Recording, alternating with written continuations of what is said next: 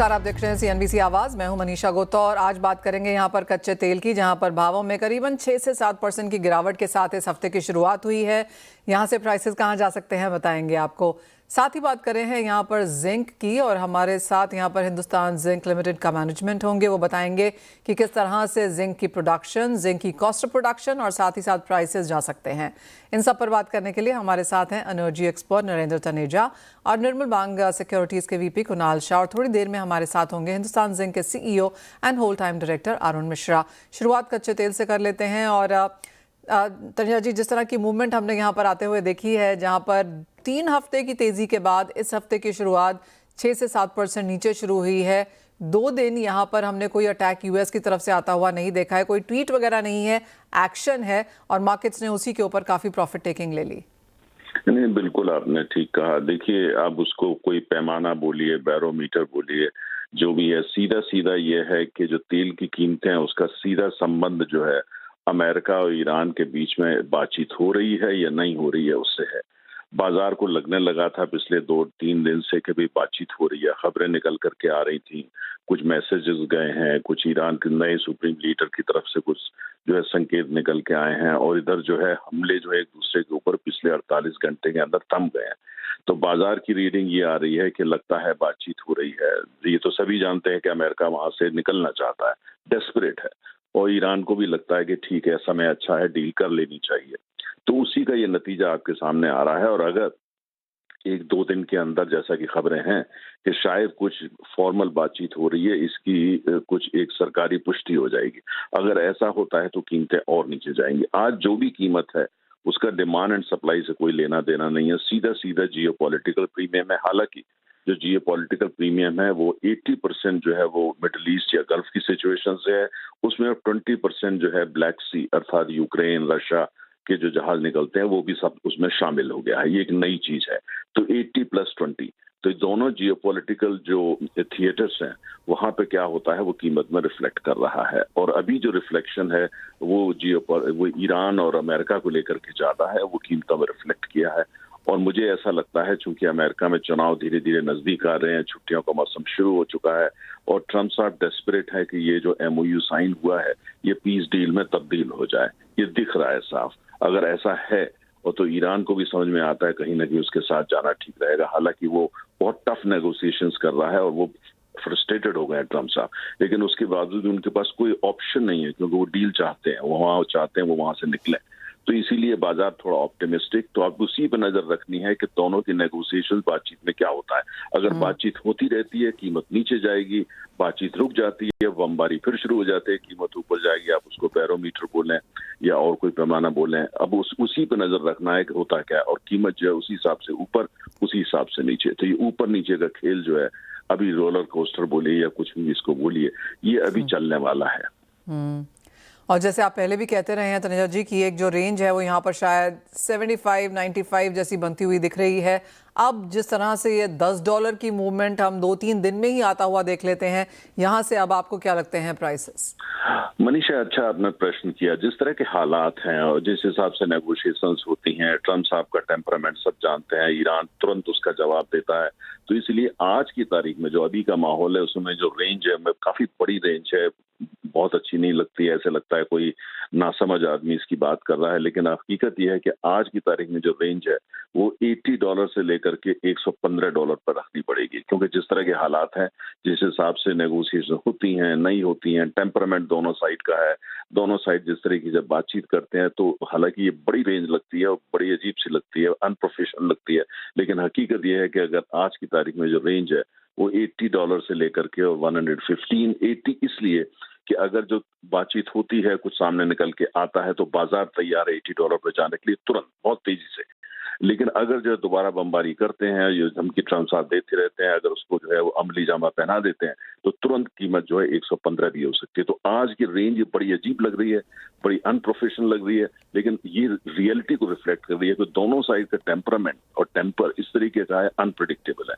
इसलिए इसको कोई विकल्प नहीं है मेरे पास इसके अलावा कि रेंज जो है वो $80 से लेके 115 की रखे। अब उसी बैरोमीटर पर नजर रखिए, बातचीत हो रही है या नहीं हो रही है, बमबारी हो रही है या नहीं हो रही है।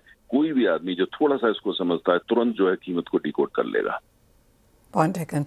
मिस्टर तनेजा, बहुत शुक्रिया साथ जुड़ने के लिए। तो क्लियरली काफ़ी कुछ यहाँ पर मिडल ईस्ट में होता हुआ, लेकिन जैसे तनेजा जी कह रहे हैं कि एक बड़ी रेंज है यहाँ पर 80 से 105 115 तक भी प्राइसेस जा सकते हैं, डिपेंडिंग ऑन कि किस तरह का ट्वीट स्टेटमेंट हम यहाँ से बनता हुआ देखते हैं। लेकिन ओवरऑल मार्केट्स यही मान के चल रहे हैं कि दोनों कंट्रीज़ को ओवर फुल ब्लोन वॉर यहाँ पर नहीं चाहिए, और वो हम लगातार यहाँ पर प्राइसेस में बनता हुआ देखते भी हैं। कुणाल, आप कैसे देखते हैं क्रूड प्राइसेस को यहाँ से? जब जब क्रूड प्राइस बढ़ते हैं, हमने देखा है टाको ट्रेड स्टार्ट हो जाता है। जैसे ऑयल के प्राइस, सो मैं देख रहा हूँ $100 is a red line for crude oil. So जैसे नवंबर दिसंबर जनवरी में हमने देखा था कि गोल्ड की पेपर मार्केट और फिजिकल मार्केट डिस्कनेक्टेड हो गई थी। So similar is the state, crude oil की जो फ्यूचर्स मार्केट है और जो स्पॉट मार्केट है, वो दोनों में डिस्कनेक्शन हो गया है, स्पेशली प्रोडक्ट मार्केट में। सो जो एक्चुअल ऑयल मार्केट, आज हमने $5 ऑयल नीचे जाते हुए देखा है, बट जो फिजिकल टाइटनेस है वो अलग लेवल की टाइटनेस है फिजिकल में। सो बेसिकली आज की तारीख में ऐसा समझ में आ रहा है कि 100-102 के ऊपर ऑयल जाएगा। जब जब ऑयल जाएगा तब ट्रम्प बैक ऑफ कर देंगे, और जब ट्रम्प बैक ऑफ करेंगे तो क्रूड के प्राइसेस फिर से नीचे आ जाएंगे। सो आई थिंक $1-2 ऊपर आता है तो बेच के काम करना चाहिए क्रूड में। और क्रूड एक बार $88 ब्रेंट और $85 WTI ट्रेड कर सकता है, ऐसा व्यू बन रहा है। कुणाल, यहाँ से आप गोल्ड सिल्वर की बात कर लेते हैं, क्योंकि यहाँ पर हमने मार्केट्स में एक चॉपिनेस बरकरार आते हुए देखी है। ऑफकोर्स आज का दिन थोड़ा सा बेहतर है, हल्की सी बाइंग यहाँ पर फिर से लौटी है, लेकिन as has been the case पिछले कुछ महीनों में गोल्ड सिल्वर में भी एक बहुत नैरो रेंज बनती हुई नजर आई है। आई थिंक गोल्ड और silver is a clear buy from year. So अगर ये ऑयल 101 ही, मुझे तो थ्रेट लगता था कि ऑयल कहीं $120 हो गया फिर से तो इन्फ्लेशन यूएस में 4.2% हो जाएगा, और 4.2% होगा तो एग्रेसिव रेट हाइक करना पड़ेगा। तो वो नैरेटिव मुझे प्ले आउट होता हुआ थोड़ा कम दिख रहा है। सो वहां पे मेरा व्यू रॉन्ग जाएगा, बट मेरा ऐसा मानना है कि gold is at that junction कि यहाँ से जाने का $100 और बढ़ने का $500। सो $100 के डाउनसाइड के रिस्क पे आप $500 का तेजी कैपिटलाइज कर सकते हो। सो इन परसेंटेज टर्म अगर हम बात करेंगे, सो यहाँ से 9 से 10% की upside is realistically very much possible. So buy at dips, gold और सिल्वर दोनों तेज रहेंगे, और दोनों में आगे जाके रुझान तेजी का बनता हुआ क्लियरली नजर आ रहा है। मेटल्स के बारे में भी कुणाल यही कहेंगे? सिल्वर में भी yes, I have a similar view in silver. Silver भी $55 का जो हमने लो ट्रेड करते हुए देखा था, सो 57-58 के बीच में फिर से आप बाय कर सकते हैं। और ऊपर में now silver first target $75, second target $80। अभी गोल्ड सिल्वर में जो भी करेक्शन डाउन फेज जो आ गया, मुझे लग रहा है वो वर्स्ट इज ओवर। अभी यहाँ से हिम्मत करके बाय करना चाहिए। These are great levels to buy, और मैं बुलिश हूँ। मुझे लग रहा है कि अभी नहीं लिया तो आप बाद में नहीं ले पाओगे, बाय करना चाहिए। मैं और एक डेटा मनीषा जी बताना चाहूंगा। और एक data I would like to add. China का जो गोल्ड का इंपोर्ट आया है, okay, month of June, 173 ton have been imported by China in the month of June. This is the largest monthly import from last 2 years.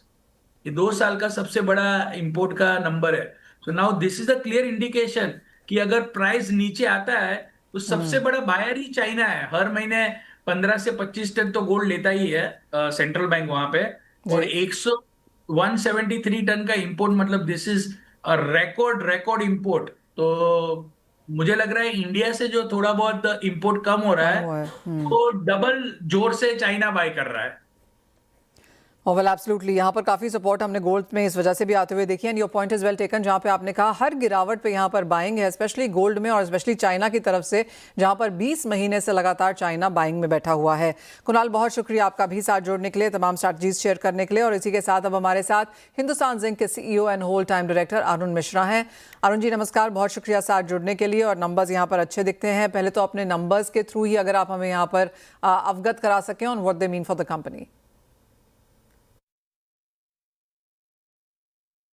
सो हमारे इस बार performance बहुत ही अच्छा रहा है। जो माइंड मेटल है, MIC का प्रोडक्शन 268,000 टन, जो लास्ट ईयर सेम क्वार्टर से 1% ज्यादा है। Highest ever Q1 mind metal production metal production 260 केटी, और हमने जो कंसंट्रेट बेचा है उसके थ्रू अगर जोड़े तो करीब 266 केटी आता है। सिल्वर प्रोडक्शन 149 टन और कंसंट्रेट का थ्रू करीब 9 टन का इक्विवेलेंट सिल्वर सेल हुआ है, दोनों जोड़ने से 158 ton. All numbers are good numbers and this shows that we are on a strong footing to deliver. हमारे जो 1.1 मिलियन टन का डिलीवरी का कमिटमेंट था वो हम पूरा कर पाएंगे इस साल। एबिटा अगर हम देखते हैं तो 8,074 करोड़ एक क्वार्टर में हाईएस्ट एवर है। एबिटा नेट प्रॉफिट 5,469 करोड़, ये अपने आप में एक हाईएस्ट एवर नंबर है। इसी रफ्तार से चला तो लगभग हम लोग साल का एंड हो सकता है 4 गुना करेंगे, तो जो कि इससे पहले कभी नहीं हुआ। अच्छा नंबर्स आया है और इसके पीछे जो कारण है हाई एलएमई है। हमारा प्रोडक्शन वॉल्यूम बढ़ा है लास्ट ईयर सेम क्वार्टर से। सिल्वर प्राइसेस आर हाई, हमारे जो एसिड से इनकम होता है वो भी बढ़ा है। ये सब कॉस्ट हमारे सबसे कम रहा है in last so many years, तो इसीलिए ये रिजल्ट हम दे पाए हैं सबको। अरुण जी, अगर चांदी यहाँ पर देखा जाए तो प्रोडक्शन यहाँ पर थोड़ा सा फ्लैट दिखाती है। प्रोडक्शन आगे जाकर कैसी रह सकती है? और जिस तरह से हमने चांदी के प्राइसेस में इतनी वॉलेटिलिटी आते हुए देखी है, $120 की चांदी अब $60 भी होल्ड नहीं कर पा रही है, आपकी क्या सेंस है? सिल्वर प्राइसेस नियर टर्म में जरूर वोलेटाइल रहा है, लेकिन लास्ट ईयर सेम क्वार्टर से अगर कंपेयर करेंगे तो सिल्वर प्राइसेस काफी बढ़ा है, लगभग दोगुना है compare to last year same quarter. Silver का कंट्रीब्यूशन एबिटा में करीब 46% है, और आने वाला समय में मेरे उम्मीद है कि जो अभी का जो प्राइस है उससे लगभग $10 ज्यादा कम के अंतर ही वो फ्लक्चुएट करेगा, $50 से $70 तक, एंड वो हमारे लिए अच्छा ही रहेगा। अरुण जी, साथ ही साथ अगर यहाँ पर जिंक की कॉस्ट ऑफ प्रोडक्शन देखें, जैसे आपने कहा कि कांस्टेंट वहाँ पर डिक्लाइन है, इंडस्ट्री में शायद सबसे बेहतर है, आगे जाकर क्वार्टरली प्रोडक्शन कैसी रह सकती है और जिंक के प्राइसेस को लेकर आपकी क्या सेंस है? जिंक का डिमांड स्ट्रांग है, जिंक का प्राइसेस भी स्ट्रांग रहेगा आने वाला समय में। हमारे समझ से उसका जो रेंज ऑफ वेरिएशन मैक्सिमम मैं प्रेडिक्ट कर सकता हूँ $100 के लगभग होगा। लेकिन जो कॉस्ट ऑफ प्रोडक्शन है, हमने बहुत अच्छा कॉस्ट इस बार दिया है, जबकि हमारे जो इनपुट साइड में डोमेस्टिक कोल जो हमारा क्वार्टर 4 में करीब 66% था वो घट करके 36% हुआ। अभी मानसून खत्म होगा तो कोल इंडिया का प्रोडक्शन नॉर्मली बहुत बढ़ता है, तो आने वाले क्वार्टर में हमारे डोमेस्टिक कोल का सप्लाई बढ़ेगा तो मेरा पावर कॉस्ट और कम होगा। जो रिन्यूएबल पावर का हमने करार किया था सेरेंटिका के साथ, उसमें हमको 27% रिन्यूएबल पावर मिलना था, जिसके जगह में 14% ही मिला है। तो आने वाला समय में अभी विंड पावर कमीशन हो चुका है, तो वो भी बढ़ेगा। इस साल का अंत तक मुझे उम्मीद है कि 30% से ज्यादा ही रिन्यूएबल पावर आ जाएगा, और एसिड का क्रेडिट चलता रहेगा। तो हमारे हिसाब से इस सारे जगह जोड़ेंगे तो जो $900 से नीचे कॉस्ट को हम लोग रखे हैं वो और नीचे ही रहेगा, तो और प्रोडक्शन भी बढ़ेगा साथों साथ, इसीलिए कॉस्ट का तरफ से भी बड़ा बहुत ही अच्छा कंट्रीब्यूशन रहेगा। साथ ही अगर हम वेस्ट एशिया कंसर्न्स को देखें, माइनिंग कंपनीज की इनपुट कॉस्ट को लेकर चिंताएं बनी हैं, सल्फर में इश्यूज यहाँ पर देखने को मिले, ओवरऑल मेटल डिमांड यहाँ पर आपको पूरे बास्केट में कैसी नजर आती है? नो, अगर हमारे जो मिडिल ईस्ट क्राइसिस है उससे जरूर डीजल और fossil fuel related all energy components में असर पड़ा है, तो उसका असर लगभग $40 से $50 पर टन का असर है। लेकिन मिडिल ईस्ट क्राइसिस से ये भी एक फायदा है कि सल्फर का प्राइसेस ज्यादा है, जिसके चलते हमारे एसिड को ये अच्छा प्राइस मिला है, तो ये लगभग नलीफाई किया है। अगर जितना मिडिल ईस्ट क्राइसिस के लिए एसिड प्राइस कॉस्ट का इम्पैक्ट है, उससे ज्यादा पॉजिटिव इम्पैक्ट हमारा एसिड प्राइसेस से हुआ है, और इसकी तभी हम ये कॉस्ट अचीव कर पाए हैं इस बार का प्रोडक्शन से। Point taken. आपने यहाँ पर अर्लियर कॉन्वर्सेशन में रेयर अर्थ जैसे कि लिथियम है, एटॉमिक मिनरल्स, यूरेनियम, ये नेक्स्ट फ्रंटियर्स रह सकते हैं इंडिया के लिए। आगे जाकर इमीडिएट डोमेस्टिक प्रोसेसिंग, रिफाइनिंग, जिस तरह के बॉटलनेक्स है, आप उसके ऊपर किस तरह से काम कर रहे हैं? तो ये मैंने बहुत पहले ही बताया था कि हिंदुस्तान जिंक को अगर फ्यूचर बनाना है तो जरूर रेयर अर्थ में, यूरेनियम में, कॉपर में, इस सब में जाना है। अच्छी बात है कि उसी दिशा में गवर्नमेंट ऑफ इंडिया ने क्रिटिकल मिनरल मिशन बनाया। फिर सारे क्रिटिकल मिनरल का auction government of India directly कर रहे हैं, कि स्टेट गवर्नमेंट से पहले होता था। अब इसके चलते क्या है, हिंदुस्तान जिंक इतने कम समय में 4-5 ब्लॉक का उनको मिल चुका है। अब एक्सप्लोरेशन स्टार्ट हो रहा है, तो आने वाले समय में पोटाश, टंगस्टेन, ये सब मिनरल भी हमारे इसमें, मोनाजाइट है हमारे नवाडला ब्लॉक यूपी में, जिससे कि नियोडिमियम बनता है, जो कि मैग्नेट मेकिंग मटेरियल है। तो ये सारे चीज आ जाएगा। अभी जैसे हमको एक कर्नाटका में इट्रियम का ब्लॉक मिला है। इट्रियम मिलने से रेड एलईडी जो बनता है, बहुत सारे मेडिकल पर्पज में उसका एप्लीकेशन है। तो हिंदुस्तान जिंक आने वाले 5 से 10 साल का अंदर में एक ऐसा कंपनी के रूप में जाना जाएगा जिसका पोर्टफोलियो में काफी सारे मेटल होंगे, कुछ बेस मेटल, कुछ क्रिटिकल मिनरल, जो कि सारे देश के डेवलपमेंट के लिए बहुत उपयोगी होगा। हम लोग साथ ही साथ हमारा जो टेलिंग्स रीप्रोसेसिंग प्लांट लगा रहे हैं, 10 मिलियन टन का वर्ल्ड का लार्जेस्ट टेलिंग रीप्रोसेसिंग प्लांट, हमने इन्वेस्टिगेशन और रिसर्च जारी रखे हैं। उसमें से सिल्वर, जिंक, लेड के अलावा जर्मेनियम, गैलियम इत्यादि क्रिटिकल मिनरल को उसमें से निकाले। अगर हम जर्मेनियम निकालने में सफल हो जाए तो वो अपने आप में हिंदुस्तान जिंक को एक और ऊंचाई पर ले जाएगा। राइट, तो यानी कि अगले 5-10 सालों में सिर्फ जिंक और चांदी नहीं, बहुत सारे दूसरे मेटल्स भी यहाँ पर हिंदुस्तान जिंक माइनिंग करेगा। चांदी पर फिर से लौटना चाहेंगे, और आप सबसे बड़े प्रोड्यूसर हैं, माइनिंग कंपनी है चांदी के इंडिया में। किस तरह का आउटपुट आगे बनता हुआ देखेंगे और कितना सस्टेनेबल है ये? तो बिल्कुल क्योंकि हमारे जो एक्सपेंशन प्लान है उसमें सिल्वर का टारगेट हम लोगों ने 1500 टन सिल्वर प्रोडक्शन का टारगेट रखे हैं। एंड यस, ये जो सिल्वर का डिमांड है, आप अगर मार्क किए होंगे कि Q1 में हमने जो और माइनिंग किया उसमें सिल्वर का प्रतिशत करीब 111% का पार्ट्स पर मिलियन सिल्वर था, जो कि लास्ट ईयर सेम क्वार्टर से करीब 88 पार्ट्स पर मिलियन से काफी ज्यादा है। तो हम जरूर जैसे जैसे हम माइनिंग में अपना सुपीरियरिटी अचीव कर रहे हैं, हम कोशिश करें और अच्छा ग्रेड सिल्वर वाले ओर ब्लॉक का माइनिंग करें।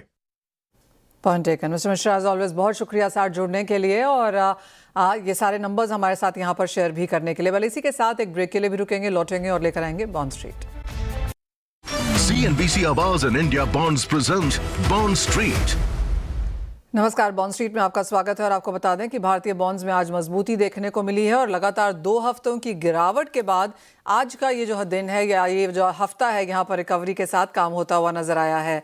सपोर्ट इससे भी है कि अमेरिका की ट्रेजरी यील्ड में यहाँ पर गिरावट देखने को मिली है। यूएस और ईरान का जो तनाव है वो घटने से यहाँ पर यील्ड में गिरावट थी। कच्चे तेल की बात की जाए तो यहाँ पर 6% की गिरावट के साथ कारोबार होता हुआ नजर आया है। कच्चा तेल पिछले हफ्ते $101 प्रति बैरल तक भी गया था, जो गिरकर आज 90 के नीचे खुला एशियन मार्केट्स में, और फिलहाल 92 के आसपास कारोबार कर रहा है। पिछले हफ्ते से यहाँ पर मजबूत फॉरेक्स इनफ्लो से भी सहारा मिला है। अगर आज के बाजार देखे जाएं तो इक्विटी मार्केट्स में तेजी है, रुपए में हल्का सा सपोर्ट है, तो सारी चीज़ों में यहाँ पर सपोर्ट एक साथ बनता हुआ नजर आया। अब आगे जाकर यहाँ पर जो आरबीआई का अपडेट आया है उसके तौर पर विशेष स्कीम के तहत बैंकों ने $32 बिलियन यहाँ पर जुटाए हैं जून की शुरुआत से अब तक। काफ़ी सपोर्ट इस चीज़ का भी है। अब आगे जाकर बाजार कहां फोकस करेंगे? वो जो मंगलवार को 7 राज्य 181 बिलियन रुपए के बॉन्ड जारी करेंगे, उस पर बाजार का फोकस होगा। साथ ही साथ बुधवार को यहां पर यूएस FOMC मीटिंग है, वहां से उससे पहले भी ट्रेडर्स थोड़े से सतर्क हैं। और फाइनली आपको बता दें कि प्राइवेट बॉन्ड इशुएंसेस आज के बाजार में कौन सी कंपनीज के द्वारा हैं, तो रूपी कैपिटल मार्केट में है, वो 1 बिलियन के लिए 2028 की मैच्योरिटी के बॉन्ड्स के साथ बाजार में बिड्स कलेक्ट कर रहे हैं। GIC हाउसिंग फाइनेंस भी यहाँ पर 2 बिलियन जुटाना चाहते हैं, और 2028 की मैच्योरिटी वाले बॉन्ड्स के साथ वो ये पैसा कलेक्ट कर रहे हैं। टाटा कैपिटल हाउसिंग आपकी स्क्रीन पर है, 10 बिलियन के लिए ये भी बाजार में है, मई 2030 की मैच्योरिटी वाले बॉन्ड्स के साथ। एंड फाइनली अवांस फाइनेंशियल भी 5 बिलियन जुटाना चाहते हैं, और ये 2027 की मैच्योरिटी वाले बॉन्ड्स लेकर आज बाजार में उतरे हैं।